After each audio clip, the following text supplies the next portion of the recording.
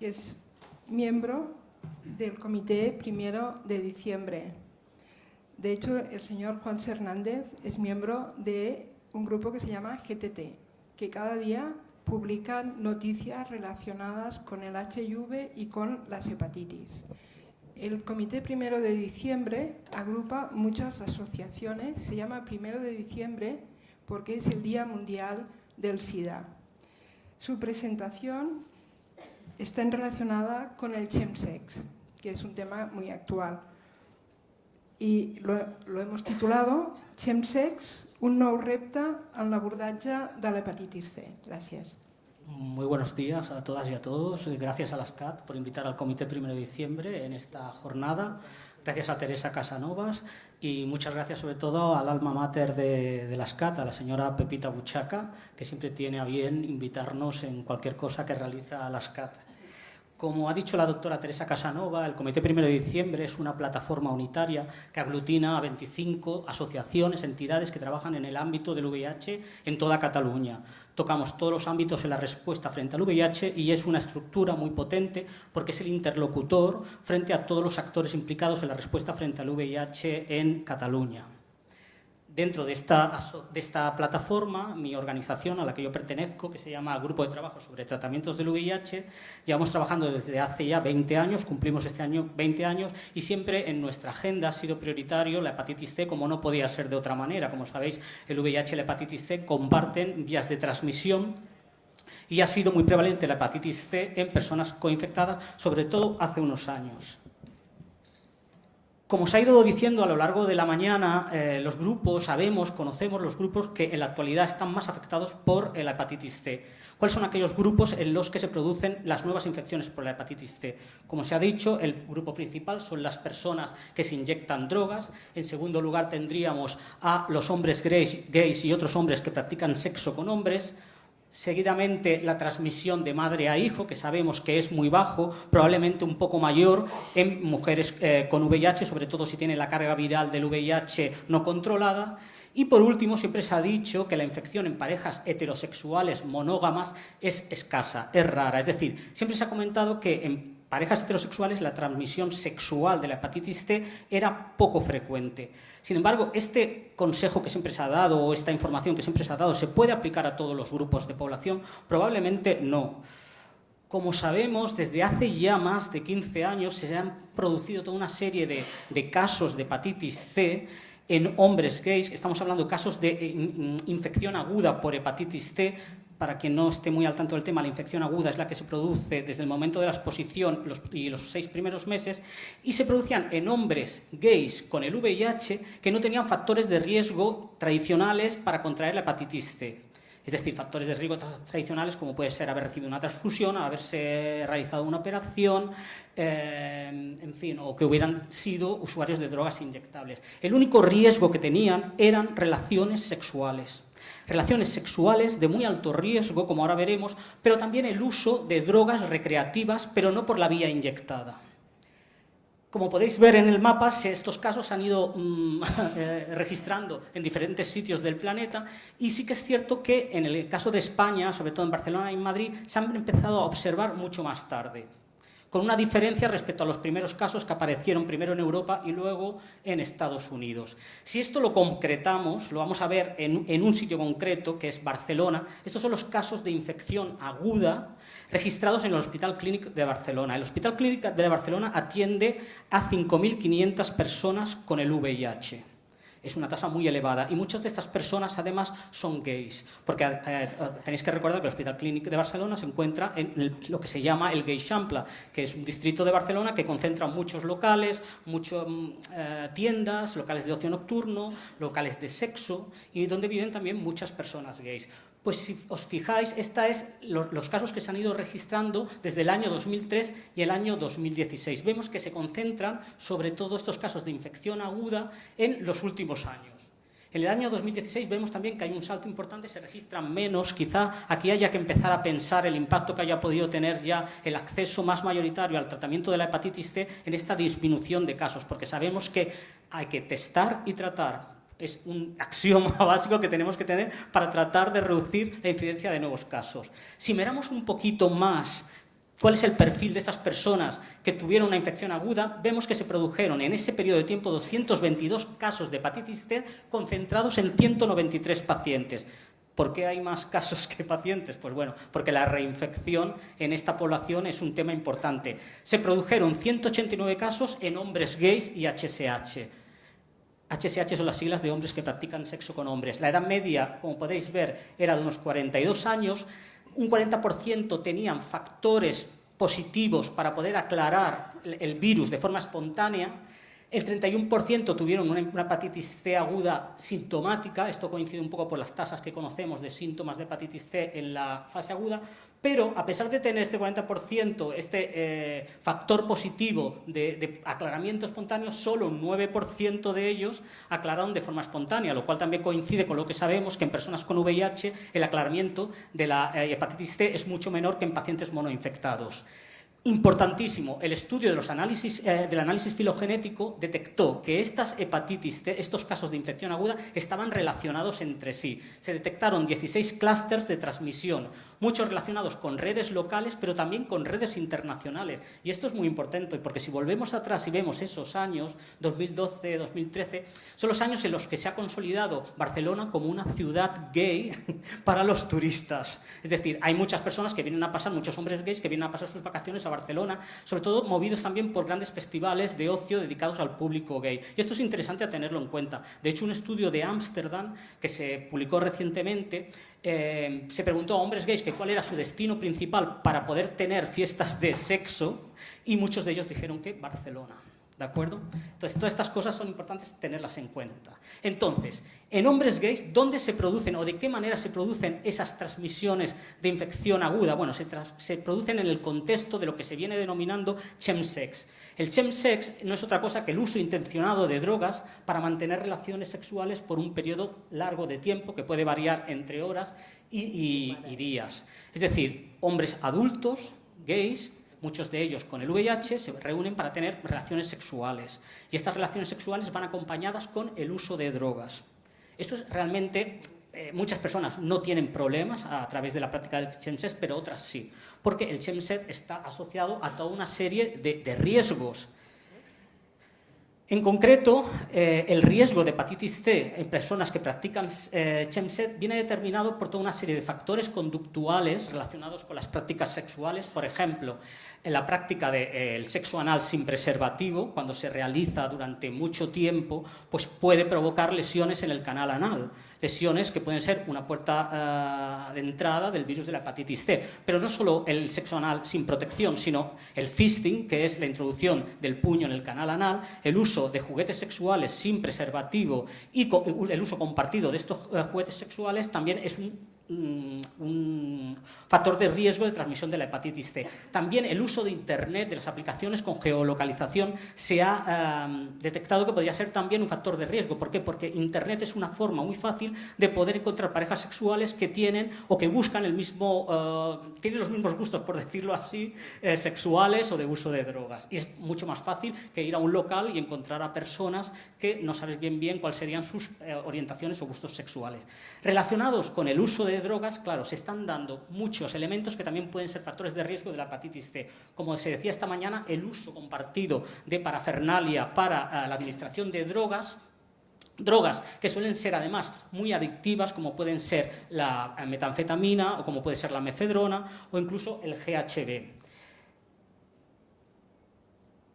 Y relacionados, esto es lo que os quería enseñar, estas son las vías de administración de este tipo de drogas. Normalmente la inhalada sigue siendo importante, también la fumada, porque muchas de estas drogas permiten la administración tanto de forma esnifada, fumada, pero también se está observando la administración por vía inyectada en un grupo de personas, en un colectivo de hombres gays que no están acostumbrados a esta vía de administración. ¿Y qué se está viendo? Que en muchos servicios de urgencias llegan personas que practican chemsex y que tienen lesiones vasculares, abscesos, porque no saben inyectarse drogas. Y esto es un problema grave, además de todo lo que tiene que ver con la sobredosis, los brotes psicóticos, etcétera, etcétera, y otros problemas sociales asociados al uso de drogas. Y por otro lado, entre los factores biológicos, se ha visto que muchas de estas personas que contraen la hepatitis C tienen también otras infecciones de transmisión sexual concomitantes, sobre todo aquellas que son ulcerativas,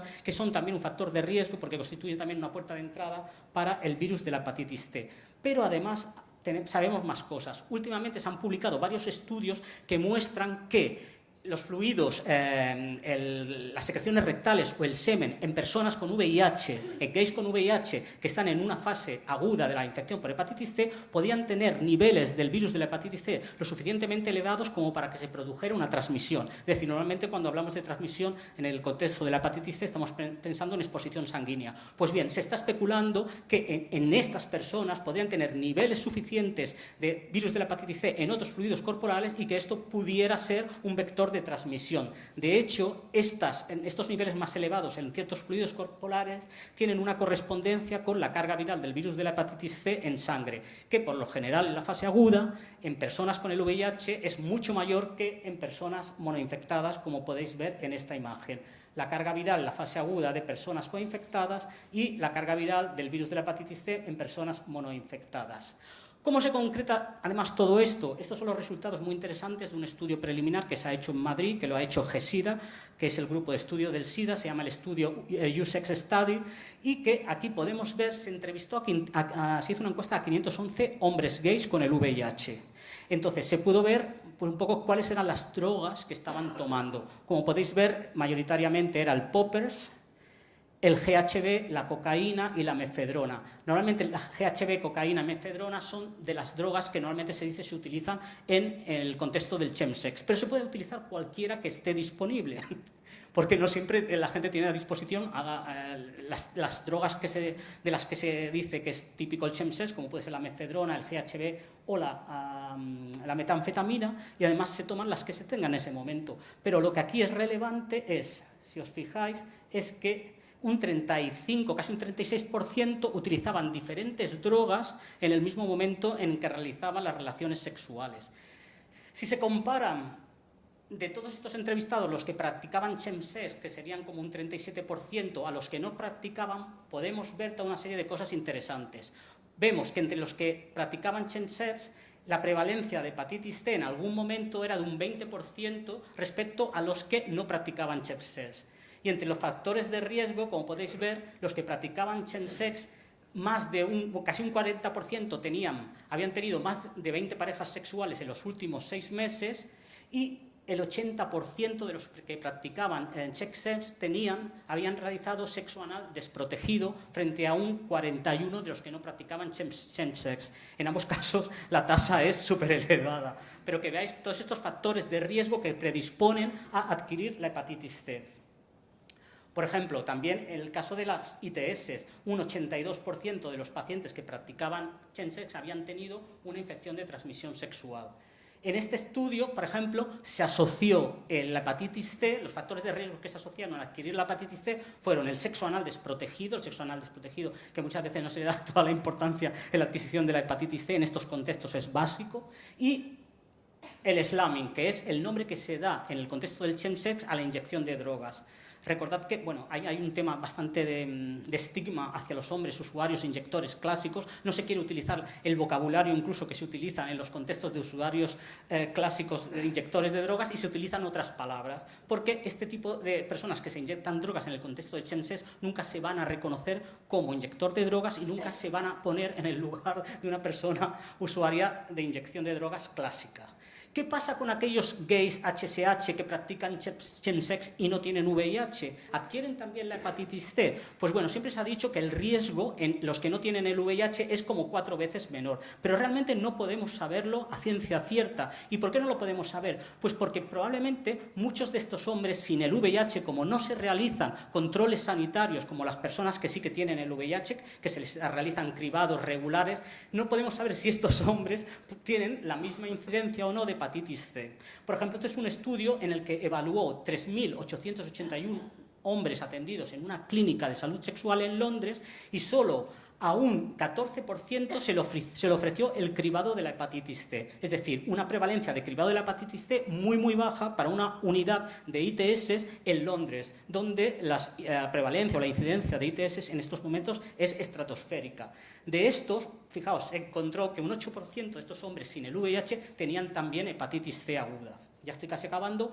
Esto también se ha observado en los programas de profilaxis preexposición al VIH. Los programas de profilaxis preexposición al VIH, no tienen ustedes por qué saberlo, pero yo se los digo, es una herramienta para personas que no tienen el VIH que consiste en tomar fármacos antirretrovirales para evitar contraer el VIH. Pues bien, en un programa en Ámsterdam se hizo el cribado basal de la hepatitis C antes de empezar a darles el tratamiento del VIH para prevenir el virus. Se observó que se encontró que de 375 hombres que se les hizo la prueba de la hepatitis C, más o menos 18, es decir, un 4,8% tenían anticuerpos del virus de la hepatitis C. Es decir, que si las personas, los hombres gays en este caso, ya sean con el VIH o sin VIH, se exponen a riesgos similares, es posible también que muchos de ellos, los que no tienen el VIH, también puedan adquirir, aunque la incidencia, la hepatitis C, aunque la incidencia sea menor. ¿Y qué implicaciones tiene todo esto que les estoy explicando? En primer lugar, en la prevención primaria. Es importante adaptar información y mensajes preventivos, adaptar la información y los mensajes preventivos a la población gay HSH. No podemos seguir diciendo la transmisión sexual de la hepatitis C es baja. No, tenemos que adaptar esos mensajes a la población diana que tenemos delante. Y eso implica hacer materiales especialmente adaptados para ellos, como pueden ser algunos de estos que se han hecho desde el Comité 1 de Diciembre, en concreto de la organización Stop SIDA, o también debemos empezar a pensar en el reparto de material de inyección segura a estas personas que practican chemsex y se inyectan drogas en ese contexto sexual. Al menos decirles, oye, aquí en Cataluña, claro, aquí en Cataluña, podéis ir a una farmacia y recoger un kit de inyección segura, porque no lo saben. Realmente no lo saben. Y esos mensajes los tenemos que empezar las organizaciones a decirlos. ¿Qué más implicaciones? Pues respecto a la prevención secundaria es importante que las unidades de VIH que atienden a hombres gays y que son sexualmente activos y que tienen prácticas de riesgo se les haga de forma regular el cribado de la hepatitis C, algo que tampoco suele ocurrir en todos los hospitales. También es importante que las unidades de ITS ofrezcan el cribado de la hepatitis C en los chequeos que realizan, algo que eso sí que se ha ganado y sí que se está haciendo al menos aquí en Barcelona.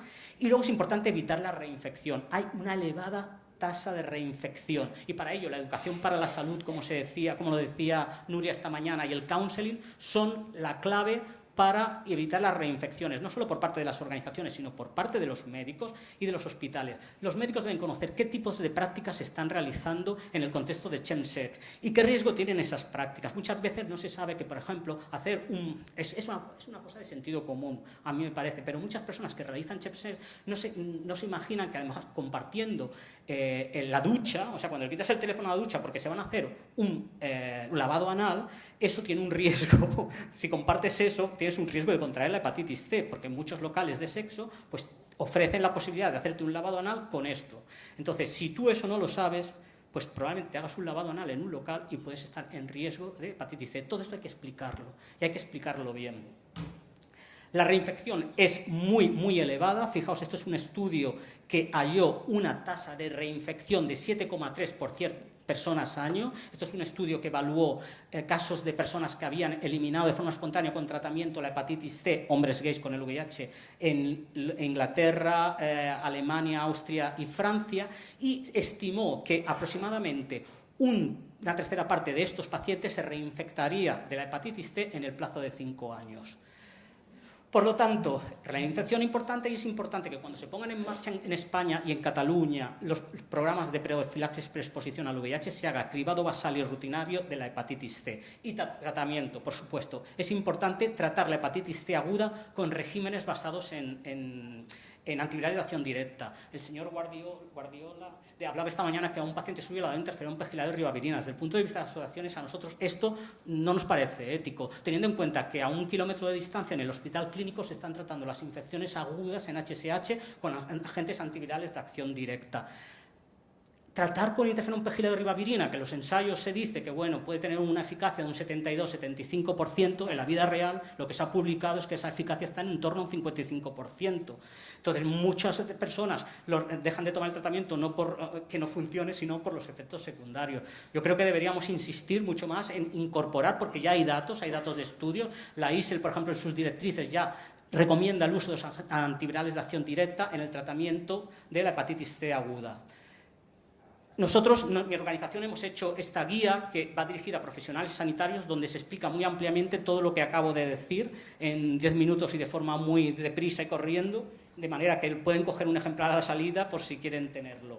Por último, respondiendo a la pregunta que se estaba lanzando esta mañana, ¿estamos en un buen camino para la eliminación de la hepatitis C? Yo siempre intento, la Pepita lo sabe, ver siempre el vaso medio lleno, pero yo en lo de la hepatitis C siempre lo veo medio vacío, porque veo muchos obstáculos, porque llevo 20 años trabajando en el VIH y veo todas las dificultades que hay para controlar la infección y me pongo a mirar el ámbito de la hepatitis C y veo, esto va a ser mucho peor. ¿Por qué? Porque es absolutamente necesario prevenir, diagnosticar y tratar el VIH-C en poblaciones clave. Ya se ha determinado esta mañana cuáles son esas poblaciones clave, que las tenemos muy bien determinadas, que son las personas usuarias de drogas inyectables, personas privadas de libertad, personas usuarias de drogas inyectables que están en tratamiento de sustitución de opiáceos, y ahí hay un movimiento de un lado para otro, como se ha explicado esta mañana, y también los gays HSH con el VIH. Es muy importante, porque en realidad no podemos pensar solo, vamos a eliminar la hepatitis C en Cataluña, hay que pensar de manera global, porque por mucho que la eliminemos aquí, si en el resto del mundo todavía no está controlada, no podemos evitar que la gente siga viniendo a Cataluña o a otros países y que siga viva la epidemia. ¿Qué otros aspectos tenemos que tener en cuenta? Que se tienen que eliminar las barreras ideológicas y estructurales. En el mundo hay mucha homofobia. En muchos países son muy homófobos, que eso supone un obstáculo para que la gente pueda, los hombres gays, puedan tener un buenos servicios de atención, de prevención relacionados tanto con el VIH como la hepatitis C. Pero en el caso de los usuarios de drogas es todavía más flagrante, porque hay una gran criminalización hacia las drogas y a las personas que las consumen. Y eso es una barrera muy grande, porque hay muchos países que prohíben la puesta en marcha de programas de reducción de daños que son reconocidos por la Organización Mundial de la Salud, por ONUSIDA y por quien sea. Y estoy hablando, por ejemplo, de programas de intercambio de jeringuillas, terapias de sustitución de opiáceos con metadona, etcétera, etcétera. No solo no se les ofrece, sino además se les encarcela. Y esto es un obstáculo muy importante para poder eliminar la hepatitis C de forma global. Y se tiene que mejorar también, por supuesto, el cribado de la hepatitis C en muchos países de ingresos medios y bajos que tienen sistemas sanitarios debilitados. La detección del VIH en 2 pasos, de la hepatitis C como se hace actualmente, eso también puede ser un obstáculo. Se necesita una prueba de cribado que permita detectar de forma rápida viremias activas. Y eso es fundamental en países que, insisto, tienen sistemas sanitarios debilitados y donde hay una gran incidencia de infecciones, además, dentro del sistema sanitario. Infecciones nosocomiales, otro aspecto que debe solucionarse. Y por último, si queremos eliminar, como han dicho los compañeros antes, si queremos eliminar la hepatitis C a nivel global, es necesario reducir el coste de los tratamientos frente a la hepatitis C. Y eso supone el acceso a medicamentos genéricos. Los laboratorios tienen una responsabilidad de ceder la patente para que laboratorios genéricos puedan fabricarla en todos aquellos países de ingresos medios, sobre todo, que tienen una alta prevalencia de la hepatitis C. En la actualidad, Gilead está